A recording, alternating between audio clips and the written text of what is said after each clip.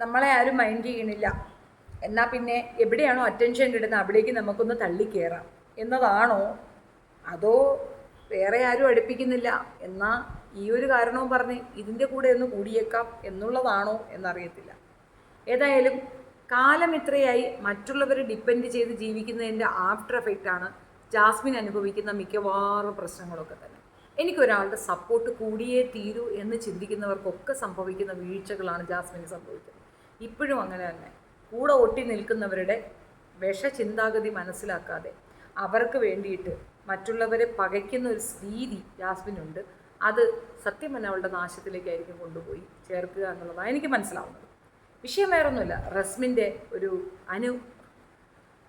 ഡാഗിനി കൂടെ നടന്നോട്ടെ, it's okay. പക്ഷേ ഈ റസ്മിൻ എന്തിനാ പുറത്തേ പോകുന്നത് അതെനിക്ക് മനസ്സിലായില്ല. ഈ ബിഗ് ബോസിന് എന്തിനാ നമ്മൾ രണ്ടുപേരും ഒരേ ഇതിനകത്ത് പാർട്ടിസിപ്പേറ്റ് ചെയ്തു, ഒരാളുടെ വീട്ടിലേക്ക് അയാളുടെ പ്രൈവസിയിലേക്ക് കുത്തി കയറുന്നത് ഇനിയിപ്പോൾ അവിടെ പുറക്കാൻ പോകുന്നതാണ്. അവനവന് വീടില്ലേ, അവിടെ പോയി നിന്നാൽ പോരെ.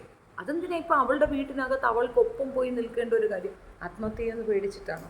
ശേ, നീ ആത്മഹത്യ ചെയ്യേണ്ട കാര്യം ഉണ്ടായിട്ട് നീ ചെയ്തില്ല, പിന്നെ ഞാൻ കൊച്ചു ചെയ്യുന്നു.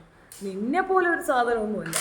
നീ ലോകത്തുള്ളവരെ അത്രയും പറ്റിക്കുന്നു, നിൻ്റെ സ്റ്റുഡൻസിനെ പറ്റിക്കുന്നു, സ്റ്റുഡൻസിൻ്റെ പേരൻസിനെ പറ്റിക്കുന്നു, സ്ത്രീകളെ പറ്റിക്കുന്നു, നിൻ്റെ അമ്മയെ പറ്റിക്കുന്നു, പൊതുസമൂഹത്തെ ഒന്നടങ്കം പറ്റിക്കുന്നു. നിന്നെ പോലെയല്ല അവൾ. പ്രണയമുണ്ട്, ഇച്ചി കൂടുതലുണ്ട്. അത് ഒന്ന് രണ്ട് പേരോട് അധികം ഉണ്ടായിപ്പോയി. അതല്ലേ ആ കൊച്ചു ചെയ്ത തെറ്റ്, അതല്ലാതെ വേറെന്തോന്ന് ചെയ്തു, അത്രേ ഉള്ളൂ. പാരമ പോരാണ് ഈ പെണ്ണുമ്പോൾ എന്തിനാ ഇങ്ങനെ പിറകെ നടക്കണമെന്ന് മനസ്സിലാവുന്നില്ല. 23 വയസ്സുള്ള ഒരു കുട്ടി എന്തൊക്കെയോ സാധിച്ചു എന്നൊക്കെയാണ് പറയുന്നത്. അതിനെ ബൂസ്റ്റപ്പ് ചെയ്ത് അതിനുള്ള അക്സെപ്റ്റൻസും കൂടെ നഷ്ടപ്പെടുത്താൻ വേണ്ടിയിട്ട് അതിൻ്റെ തൊട്ടു പിറകെ നടന്ന് ഇറിറ്റേറ്റ് ചെയ്യുന്ന ഒരു ഇറിറ്റേഷൻ പിടിച്ച സാധനമായിട്ടാണ് എനിക്കിതിനെ മനസ്സിലായത്.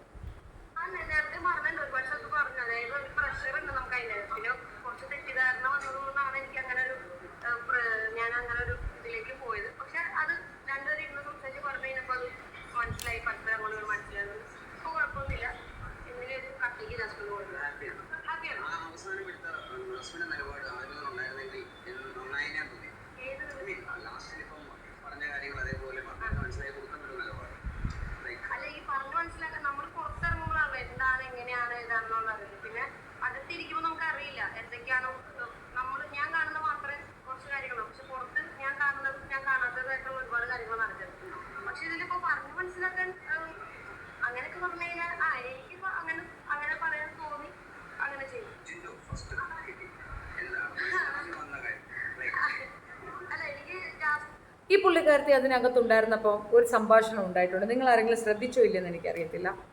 ശ്രീതു പുറത്തു പോകുമ്പോഴോ അർജുൻ പുറത്തു പോകുന്ന സമയത്തോ ഇവൾ പുറത്തു പോകുന്ന സമയത്തും ഒക്കെ, ഐ മീൻ അവർ പോകുമ്പോൾ ഇവളില്ല, പക്ഷേ ഇവൾ പോകുമ്പോൾ പറയണം നമ്മൾ പുറത്തു പോകുന്നു, റൈഡിന് പോകുന്നു, പൊളിക്കുന്നു, തകർക്കുന്നു.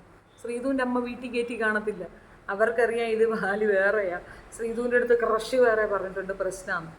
അതേപോലെ അർജുനെ കേട്ടി പിടിച്ച് ഉമ്മ വെച്ച് തകർത്ത് അങ്ങനെ, പക്ഷെ അവനും അടുപ്പിച്ചില്ല, അവൻ്റെ വീട്ടിലേക്ക് അവൻ കൊണ്ടുപോയിട്ടില്ല.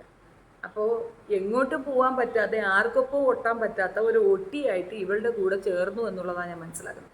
മാത്രവുമല്ല ഇനി മീഡിയ അറ്റൻഷൻ കൂടുതലുള്ളത് ഇവൾക്കാണ്. മറ്റുള്ളവരെക്കാൾ ആരെക്കാൾ കൂടുതൽ മീഡിയ ഏറ്റെടുക്കാൻ പോകുന്നത് ജാസ്മിനെയാണ്.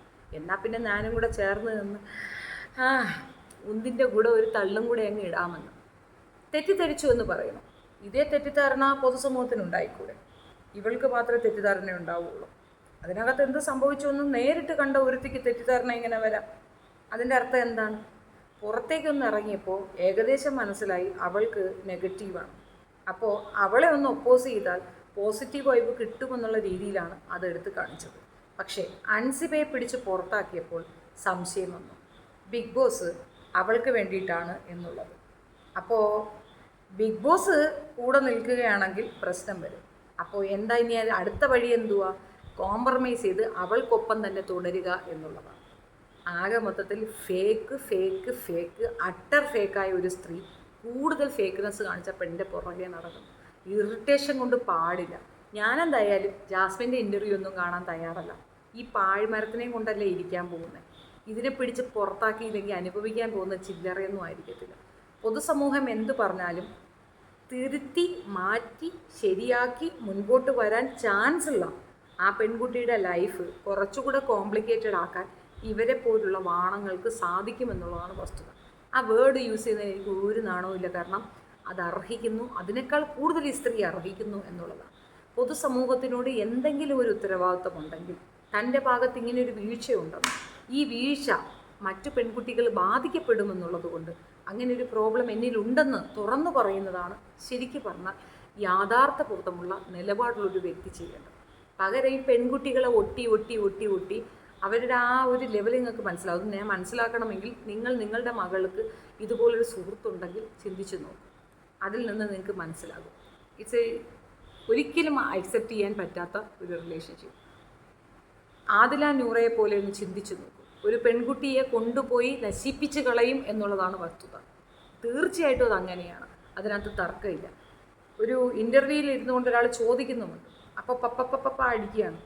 ക്രഷ് എന്ന് പറയണം, ഞാൻ വേറെ അർത്ഥത്തിലാണ് പറഞ്ഞത്.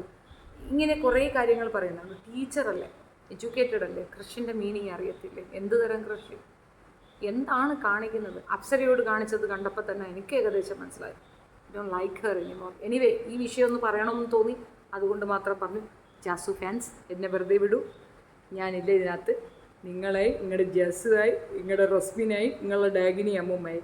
എന്തായാലും ആ മുത്തി അമ്മൂമ്മയും ഈ മുത്തശ്ശിയും കൂടെ ചേർന്നിരിക്കുന്നത് അവളുടെ നാശത്തിലാണെന്ന് മാത്രം ഞാൻ പറഞ്ഞു വയ്ക്കുന്നു.